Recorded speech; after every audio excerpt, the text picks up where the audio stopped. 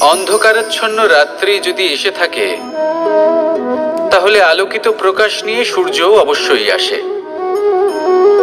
রোগ যদি এসে থাকে, তাহলে তার ওষুধও অবশ্যই আসে।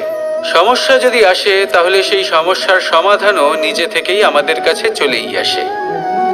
এই সংসার, এই জীবনের শুধুমাত্র একটাই নিয়ম আছে, আর তা হলো এটাই: এই সংসার হলো একটা চক্রের মতো। এতে শাশ্বত বলে কিছু নেই, নিত্য বলে কিছু নেই। আর যা কিছুই রয়েছে সব বদলাতে চলেছে। যদি আপনার জীবনে দুঃখ থাকে, সমস্যা থাকে, যদি আপনি বিপদ দ্বারা আচ্ছন্ন, তাহলে মনে রাখবেন সবকিছু বদলে যেতে চলেছে।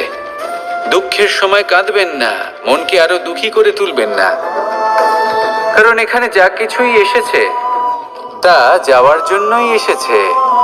তাহলে এত চিন্তা কিসের?